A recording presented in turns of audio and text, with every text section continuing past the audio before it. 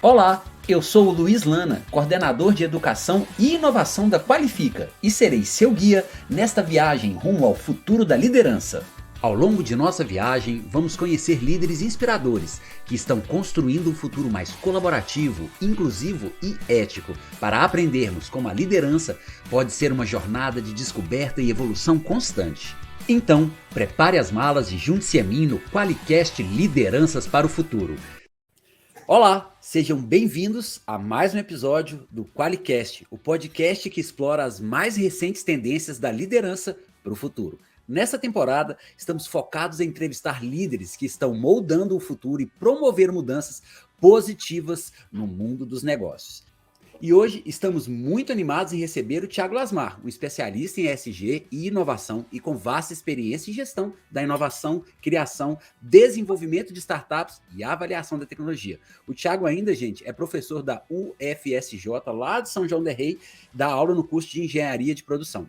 Bom, nesse episódio iremos explorar como a abordagem do ESG está impactando a inovação e como as empresas podem alavancar esses princípios para impulsionar os seus negócios. Thiago, seja muito bem-vindo, cara. É um prazerzaço te receber aqui. E, por favor, diga suas primeiras palavras aos nossos ouvintes.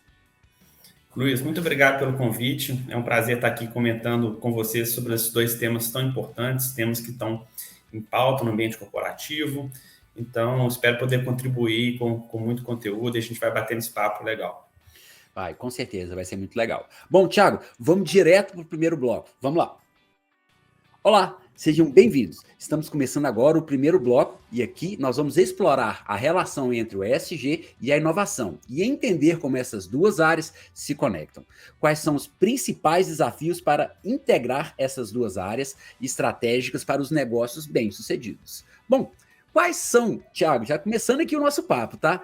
Quais são os benefícios de adotar as abordagens de ESG num processo de inovação? Dentro das corporações, naturalmente, né? Legal, Luiz.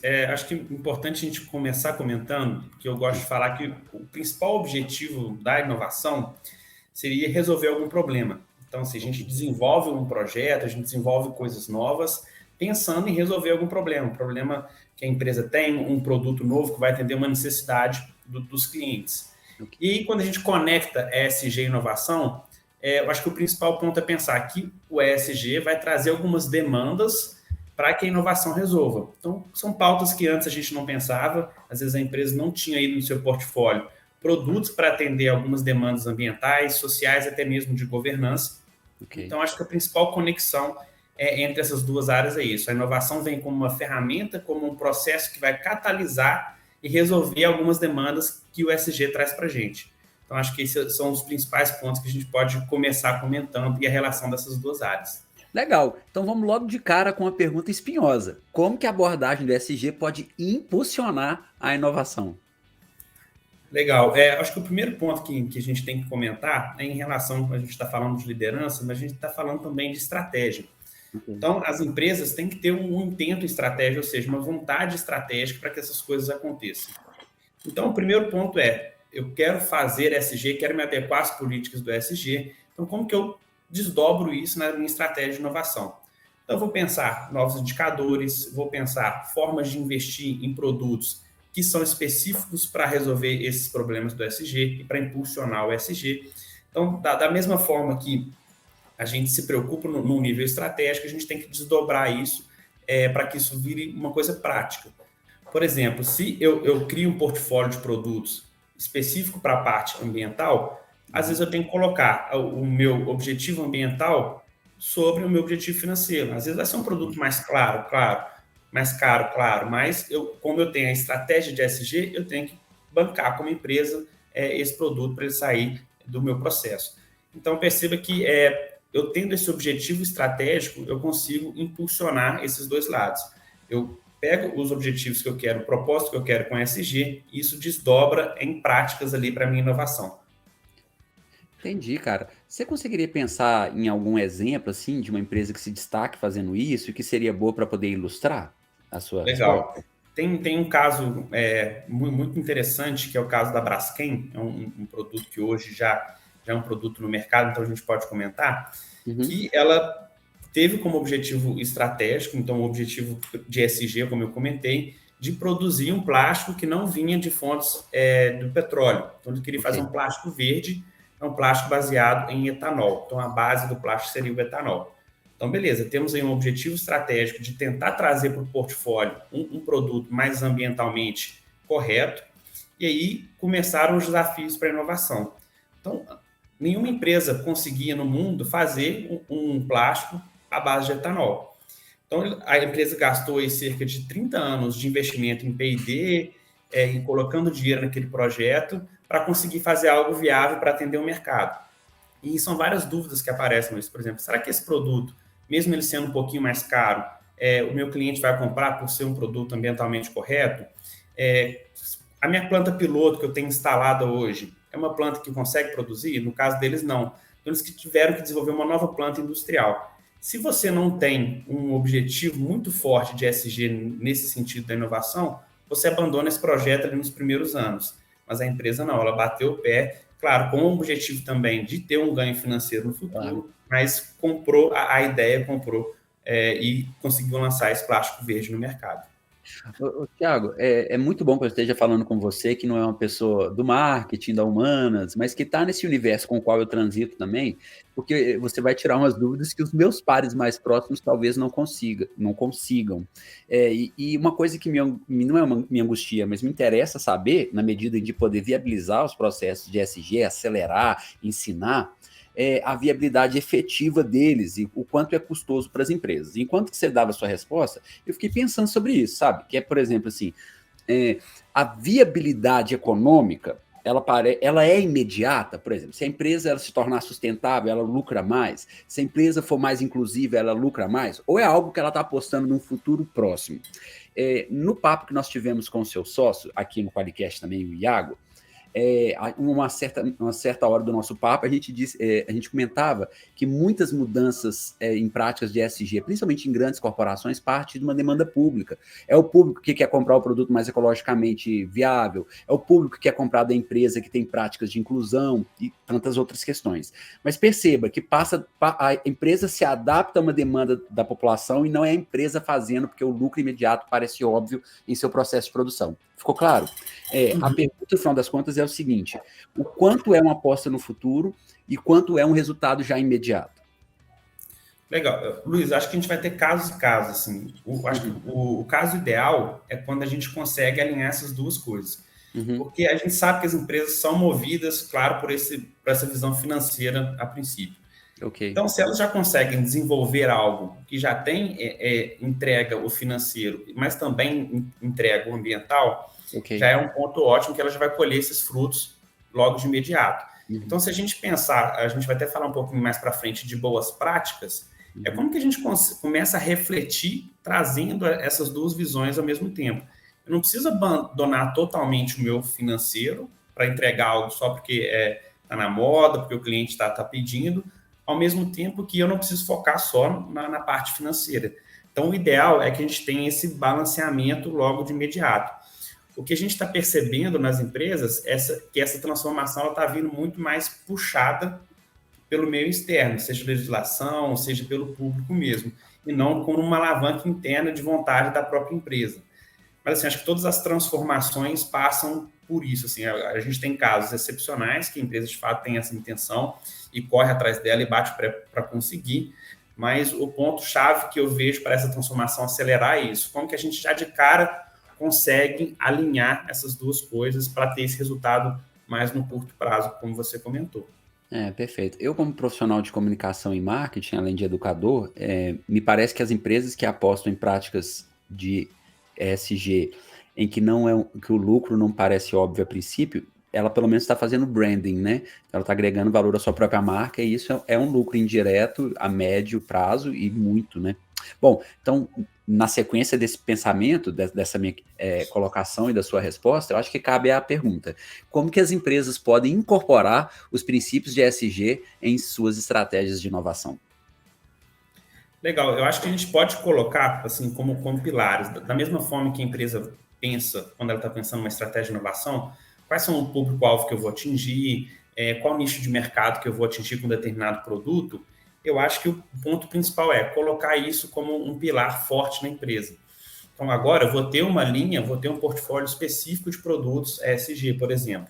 Então, a gente está falando ESG inovação, por isso que a gente às vezes bate mais, principalmente na parte dos produtos ambientalmente corretos, mas é claro que tem outros desdobramentos também para o social e de governança. Então, posso pensar produtos que vão estar diretamente ligados à melhoria da qualidade de vida das pessoas que estão em condições mais de baixa renda.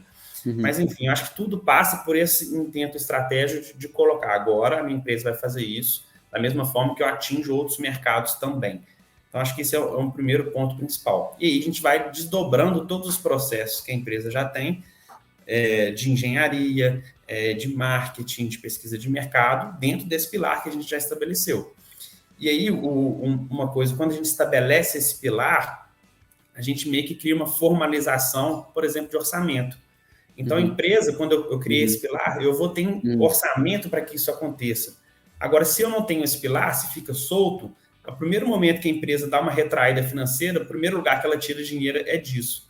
Então, quando você tem algo estabelecido, você tem esses acordos institucionais, e aí você consegue desenvolver esses projetos, porque já está tudo bem mais estabelecido, mais formalizado na empresa. Então, acho que esse é o ponto principal.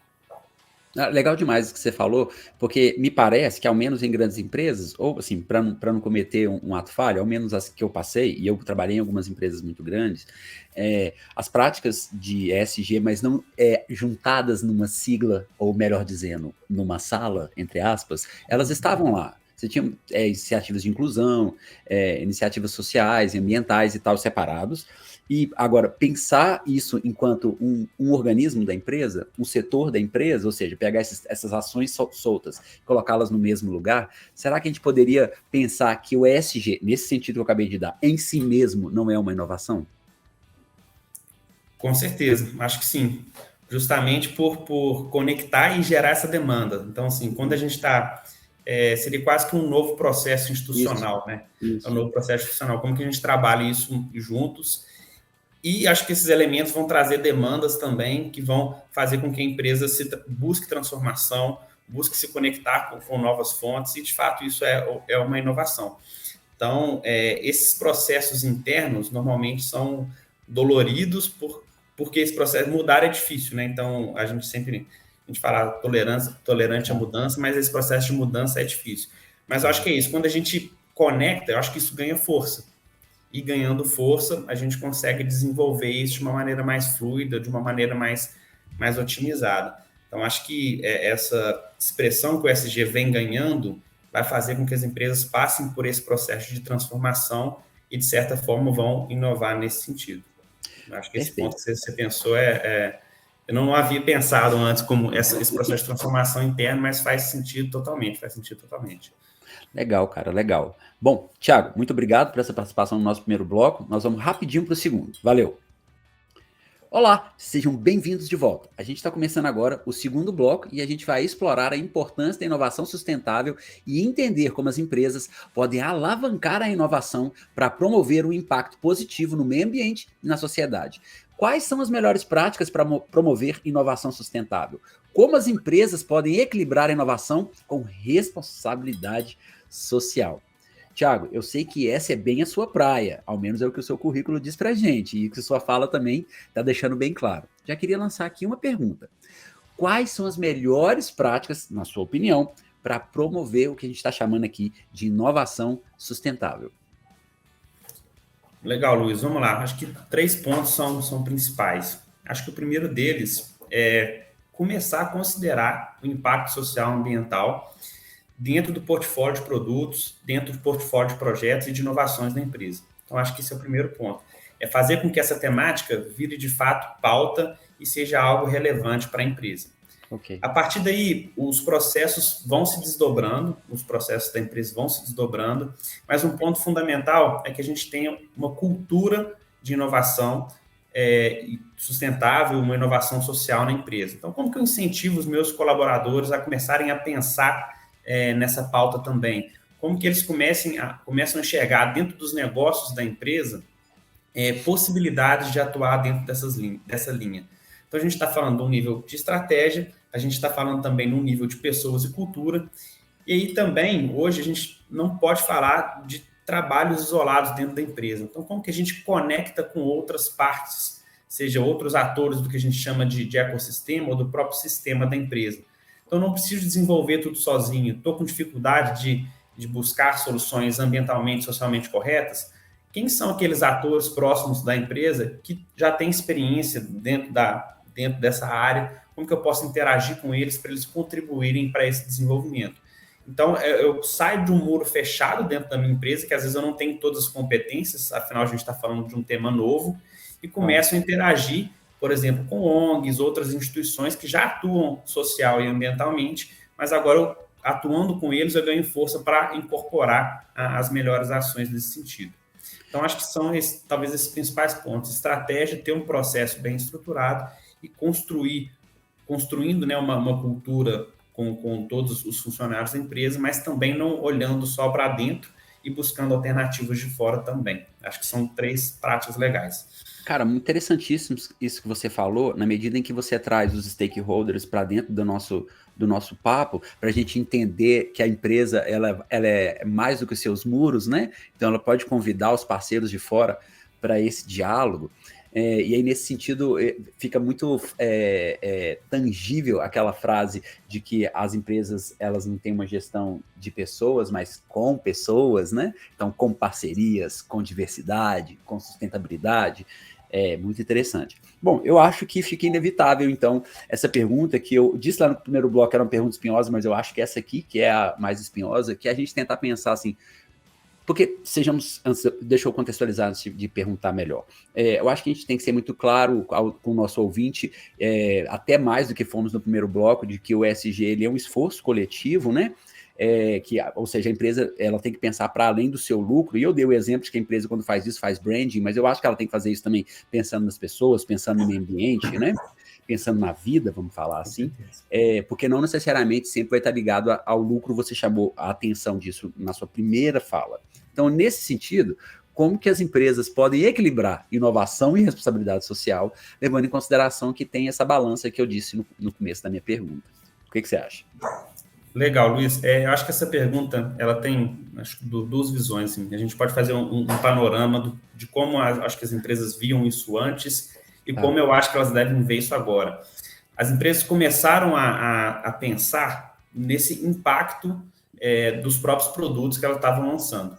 Então, eu estou desenvolvendo um produto ali e dentro dessas etapas de desenvolvimento, eu tenho que pensar no que a gente chama do ciclo de vida do produto. Tá. Ou seja, como que esse produto, à medida que eu estou desenvolvendo, à medida que ele vai para o mercado, quais são os impactos que esse produto pode gerar, e aí, nesse caso, vamos pensar no contexto de responsabilidade social. Então, esse é um primeiro ponto. Então, eu preocupava em mitigar os impactos negativos na sociedade, no meio ambiente, daquele produto que eu estava desenvolvendo, daquela inovação que eu estava desenvolvendo. Então, é uma preocupação de desenvolver para mitigar esse impacto. Então, vamos supor que estou desenvolvendo um produto à base de química. Então, eu vou tirar ali os metais pesados. Esse é um exemplo. Então, estou preocupando ali com o meio ambiente e com a responsabilidade social. Só que a gente chega no momento que eu falo que isso não é suficiente. Então, além de mitigar as coisas ruins, a ideia é que as empresas passem agora a ter estratégias para fazer coisas boas. Então, se eu estou fazendo um produto, eu não vou só mitigar aquilo que é ruim, mas eu vou desenhar um produto para atender de uma maneira melhor o meio ambiente e aquelas pessoas. Então, acho que essa virada de chave é muito importante. Então, não adianta a gente só mitigar e reduzir, mas a gente tem que ser propositivo em tentar melhorar. Então, acho que esse é um ponto fundamental. Eu acho que essa é a visão que a gente tem que ter a partir de agora, porque a gente já chegou num momento que acho que não vai ter escapatória nesse sentido. Legal, cara, legal. Eu gostei muito dessa palavrinha que você usou, propositivo, né? De forma de pensar que a empresa, ou seja, obviamente não vai ser reativa, né? Que ela possa propor as soluções e não esperar que ela seja cobrada por. Eu acho que com essa fala tão inspiradora a gente consegue terminar aqui o nosso segundo bloco, para partir para o próximo, que eu acho que é tão interessante quanto os outros dois, mas um qual eu estou muito curioso para saber suas respostas. A gente se vê já já. Olá, sejam bem-vindos de volta. A gente está começando o terceiro e último bloco. Agora a gente vai explorar a importância da avaliação de tecnologia na inovação de ESG. Tiago, quais são os principais, ou melhor, as principais tecnologias que são impulsionadas pela inovação ESG? Como as empresas podem avaliar as tecnologias para garantir que elas estejam alinhadas aos princípios de ESG? Vai que é sua, garoto. Bom, Luiz, as empresas elas sempre olharam para o externo buscando tecnologias que iam alavancar os produtos e serviços, né? Então, eu É. acredito que da mesma forma isso vai acontecendo nessa nova pauta relacionando inovação e ESG. Então, Uhum. assim, dando exemplos práticos, a gente tem hoje as tecnologias, principalmente na a base de TI, que Uhum. estão ajudando nesse processo de rastreabilidade, por exemplo. Então, vamos supor que eu tenho uma cadeia de alimentos e aí eu estou fazendo a produção de alimento, de café, água florestal. Ok.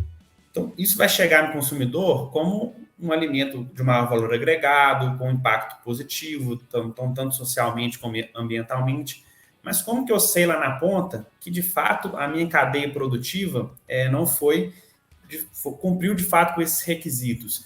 Então, se a gente tem hoje uma tecnologia da informação que consegue rastrear toda essa cadeia de desenvolvimento, por exemplo, eu consigo garantir para o consumidor que aquele alimento que ele está consumindo, de fato, atendeu essas necessidades. Então, a gente teve Perfeito. casos recentes aí de produtos que eram certificados, e aí, quando as investigações iam acontecer de fato, vinha que utilizava mão de obra análoga à escravidão. Então, por exemplo, o TI, essa tecnologia da informação, o blockchain, que vai conseguir mapear essa cadeia com segurança, é um dos exemplos que a gente pode citar como a tecnologia pode impulsionar essa questão do ESG e da inovação. Então, tem negócios de impacto social e ambiental, por exemplo, que atuam muito a partir do uso da tecnologia para ajudar as pessoas, se a gente pensar nessa vertente mais social. Então, como que eu consigo ali atender pessoas com deficiência visual? Então, vou dar um exemplo de uma ferramenta que eu tive contato esses dias. Então, ela conecta pessoas com deficiência com pessoas que não têm essa deficiência visual e para ajudar essa pessoa em pequenas missões do dia a dia. Então, às vezes, ela está precisando identificar a cor de uma blusa que ela vai sair, identificar um remédio. Então, ela faz uma ligação de vídeo e a pessoa atende do outro lado e orienta ela, auxilia ela nesse processo do dia a dia. Então, são coisas simples que a tecnologia vai propiciando. Isso eu estou falando de um braço, que é o braço de TI, por exemplo. Agora, aquele exemplo que eu dei do plástico verde. Olha o quanto que teve que ter um desenvolvimento tecnológico para avançar em termos de química, avançar em termos de processo produtivo, para conseguir prover uma solução verde. Então, qual que eu acho que é o principal ponto? As empresas hoje têm que continuar conectadas com o que está acontecendo em termos de desenvolvimento tecnológico e, principalmente, conectar isso com as demandas sociais e ambientais. Então, um outro exemplo que eu gosto muito de citar são empresas que fazem atendimento de telemedicina. Então, como que eu levo Legal. saúde, acesso à saúde para lugares que eu não tenho condição de manter um médico especialista, por exemplo? Então, Uhum. assim, são uma série de conexões que a gente pode fazer, pegando essas demandas, são demandas urgentes, com o uso da tecnologia, a gente consegue propiciar essas soluções para o meio ambiente e para as pessoas. Acho que esse é um panorama legal que eu gosto de trazer, Luiz. E é claro, a empresa tem que estar o tempo todo conectada, olhando para encontrar oportunidades que as tecnologias de hoje podem propiciar.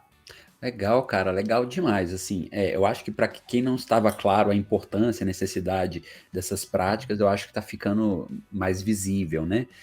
Você falou dessa relação do blockchain, da cadeia de produção dos materiais, falou da telemedicina, exemplos incríveis, eu acho que muito bom para a gente tangenciar. Mas eu queria te provocar com o seguinte: será que a gente consegue pensar em exemplos para o micro e pequeno empresário, para não parecer que a importância do ESG é só para a grande empresa? Será que você conseguiria nos privilegiar com exemplos mais palpáveis do dia a dia de 90% de nós, que é pequeno e médio empresário?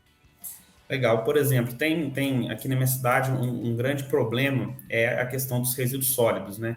Então, essa gestão dos resíduos sólidos, aí a gente engloba aí os pequenos negócios, é uma cidade que é uma cidade comercial, então o comércio é o mais forte aqui, e esses pequenos empreendimentos, às vezes, têm dificuldade de fazer o destino correto do lixo. Então, assim, às vezes tem lixo hospitalar, que é um lixo mais especial, tem algum tipo, por exemplo, de óleo.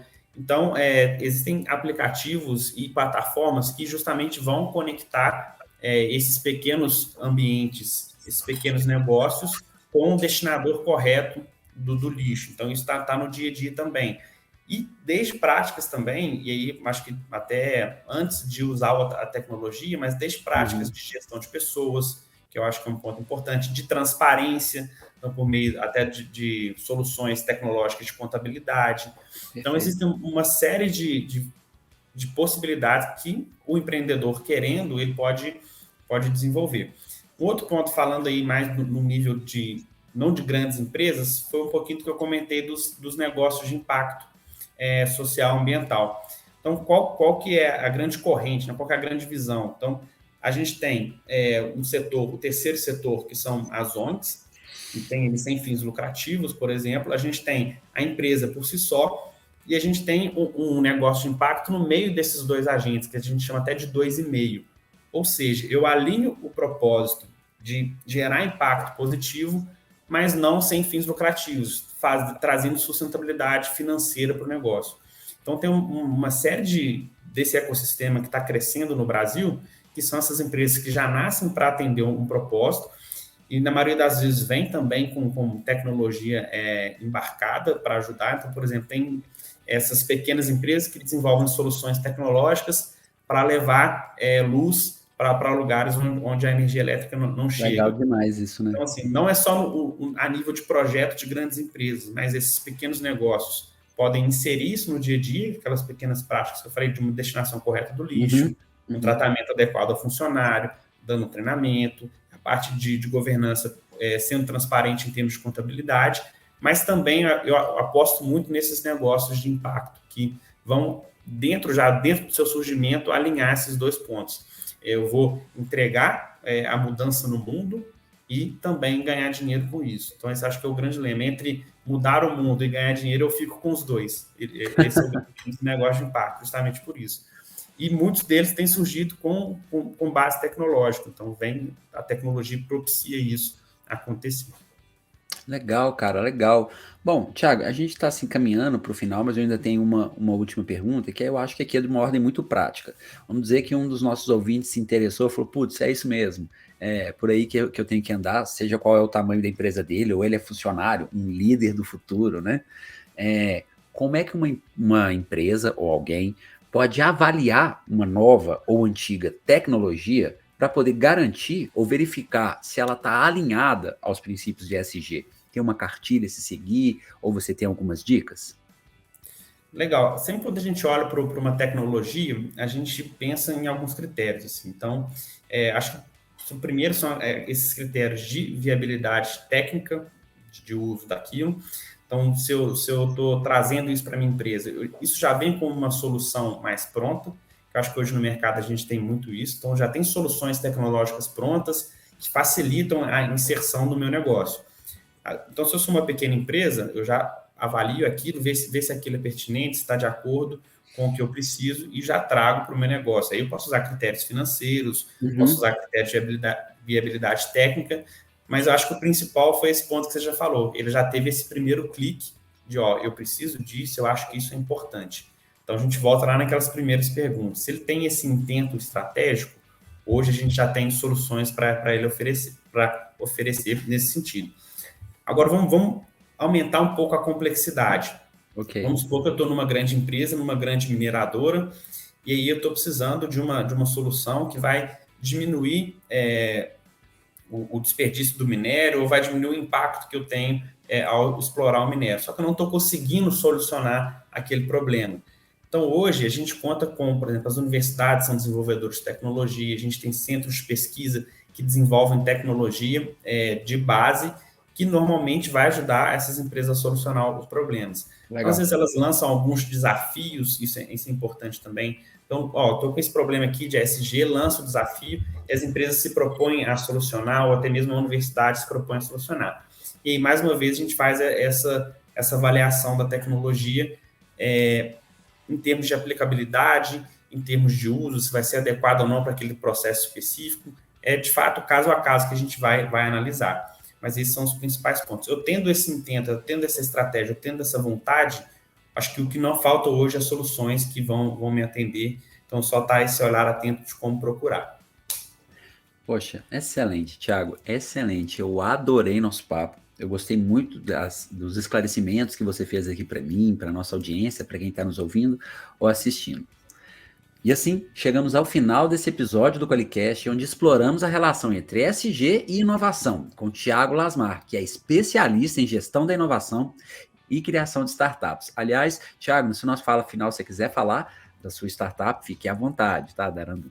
Esperamos que você tenha gostado desse episódio e que tenha aprendido muito sobre a importância da abordagem ESG na inovação e como as empresas podem alavancar esses princípios para promover um impacto positivo no mundo. Thiago, eu queria deixar com você as últimas palavras para você poder se despedir do nosso ouvinte, das pessoas que estão nos assistindo. Quando você terminar, eu volto só com um recadinho, mas queria que você tivesse esse privilégio de poder dar os seus adeus e recados aos nossos ouvintes e pessoas que estão nos vendo. Luiz, primeiramente, acho que parabenizar pela iniciativa do Qualicast. Eu acho que trazendo um tema tão relevante hoje que a gente precisa debater, esse tema precisa chegar ao maior número de pessoas, de empresários possíveis. Então, primeiro, esse parabéns. Adorei nosso bate-papo, acho que foi muito enriquecedor. E deixo o convite também para quem se interessou mais pela pauta, está precisando de alguma ajuda nesse sentido. A gente tem uma empresa, a Arandu, que está se especializando no desenvolvimento de soluções em ESG, trabalhando também em inovação, desenvolvimento de pessoas, sustentabilidade. Então, o nosso grande objetivo é fazer com que isso seja praticado num número cada vez maior de empresas e as pessoas consigam assumir essa prática para o dia a dia. Então, gerando esse impacto positivo que a gente tanto precisa. Então, a gente está de portas abertas, tem nossos canais em redes sociais, fiquem à vontade, Arandu. Será um prazer bater um papo com vocês também, quem quiser aprofundar nesse papo. Beleza, Luiz? Mais uma vez, muito obrigado pela oportunidade. Show de bola. É isso, eu que agradeço. Pessoal, não percam os próximos episódios do Qualicast, onde continuaremos a explorar as tendências mais recentes e a entrevistar líderes que estão transformando o futuro dos negócios. Obrigado por acompanhar até aqui e não se esqueça de seguir o Qualicast nas principais plataformas de podcast e compartilhar esse episódio com seus colegas e amigos. Até mais!